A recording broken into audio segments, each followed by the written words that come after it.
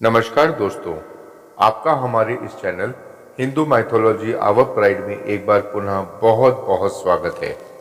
दोस्तों, यदि आप हमारे इस चैनल पर नए हैं तो कृपया अभी सब्सक्राइब बटन दबाएं और बेल आइकन बटन भी दबाएं ताकि आपको हमारे इस चैनल के बारे में तुरंत जानकारी प्राप्त हो। आज हम आपको छठ महापर्व के बारे में बताएंगे और यह भी बताएंगे कि महापर्व के इस दिन कौन कौन सी चीजें की जाती हैं और यह पर्व कितने दिन का पर्व कहलाता है। बोलो छठी मैया की जय। छठ के महापर्व पर भगवान सूर्य के साथ छठी मैया की पूजा होती है। कार्तिक शुक्ल पक्ष की चतुर्थी तिथि से यह पर्व शुरू हो जाता है और 4 दिन तक चलता है। यह त्योहार सूर्य देवता और उनकी बहन छठी मैया को समर्पित है, जिनके बारे में माना जाता है कि वे भक्तों को स्वास्थ्य, समृद्धि और खुशी का आशीर्वाद देते हैं। 36 घंटे के इस निर्जला व्रत में महिलाएं कुंड में, सरोवर में और नदी के किनारे बैठकर छठी मैया की पूजा करती हैं और भगवान सूर्य को अर्घ्य देती हैं। पूरे उत्तर भारत में यह पर्व धूमधाम से मनाया जाता है। षष्ठी तिथि का संबंध संतान की आयु से होता है, इसलिए सूर्यदेव और षष्ठी की पूजा से संतान प्राप्ति और उसकी आयु रक्षा दोनों ही की जाती है। छठी मैया दिव्य स्त्री ऊर्जा का अवतार हैं और हिंदू धर्म में सूर्य की देवी के रूप में पूजा की जाती है।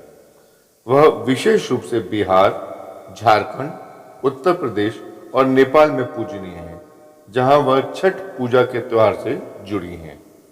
यह त्योहार सूर्य देवता और उनकी बहन छठी मैया को समर्पित है और यह माना जाता है कि भक्तों को संपूर्ण रूप से आशीर्वाद देती हैं, खुशी का, समृद्धि का और स्वस्थ रहने का आशीर्वाद प्रदान करती हैं।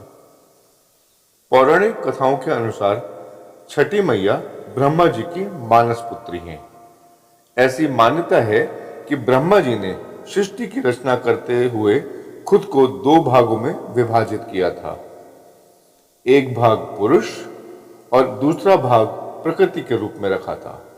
साथ ही प्रकृति वाले भाग में भगवान ब्रह्मा जी ने खुद को 6 हिस्सों में बांटा था। इनमें से एक मातृ देवी थी, जिन्हें देवसेना के नाम से भी जाना जाता है।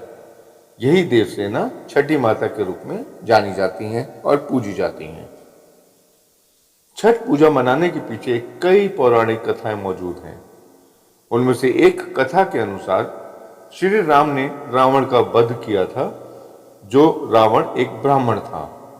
ऐसे में ब्राह्मणता के पाप से मुक्ति पाने के लिए श्री राम और माता सीता ने मुद्गल ऋषि के आश्रम में रहकर 6 दिनों तक सूर्य भगवान की उपासना की थी और कार्तिक शुक्ल पक्ष षष्ठी के दिन उन्हें सूर्य देव का आशीर्वाद प्राप्त हुआ था।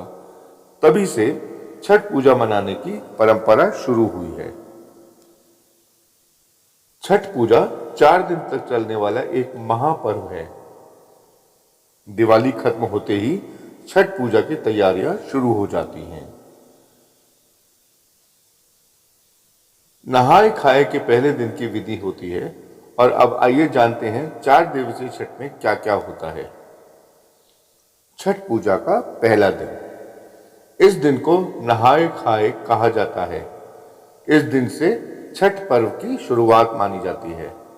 इस दिन व्रतधारी सुबह पवित्र नदी में स्नान कर नए वस्त्र धारण करती हैं और सात्विक भोजन ग्रहण करती हैं। नहाए खाए के दिन मुख्य तौर पर चने की दाल, कद्दू या लौकी और अरवा चावल का भात बनाया जाता है। इन सभी भोजन को पवित्र अग्नि में घी और सेंधा नमक के साथ तैयार किया जाता है। नहाए खाए में बनने वाला कद्दू का प्रसाद शरीर, मन और आत्मा की शुद्धि का प्रतीक माना जाता है। बोलो छठी मैया की जय। छठ पूजा का दूसरा दिन। छठ पूजा के दूसरे दिन को खरना कहते हैं। इस दिन व्रती केवल शाम के समय खीर और मीठी रोटी का प्रसाद ग्रहण करती हैं। इस दिन लोग उपवास रखकर शाम को खीर का सेवन करते हैं। खीर गन्ने के रस की बनी होती है। इसमें नमक या चीनी का प्रयोग नहीं होता है। यह प्रसाद भी शुद्ध लकड़ी के चूल्हे पर ही तैयार किया जाता है। खरना के प्रसाद को बहुत पवित्र माना जाता है, जिसको लोग दूर दूर से आकर ग्रहण करते हैं। बोलो छठी मैया की जय। छठ पूजा का तीसरा दिन। छठ पूजा के तीसरे दिन को संध्या अर्घ कहा जाता है, जो कि छठ पर्व का सबसे महत्वपूर्ण और अहम दिन होता है। इस दिन अस्त चलागामी यानी डूबते हुए सूर्य को अर्घ देने की परंपरा है। आमतौर पर हम उगते हुए सूर्य को अर्घ देते हैं, लेकिन छठ एकमात्र ऐसा पर्व है जिसमें डूबते हुए सूर्य को अर्घ दिया जाता है। डूबते हुए सूर्य को अर्घ देने का उद्देश्य सूर्य देव के साथ उनकी पत्नी प्रत्युषा का सम्मान करना होता है।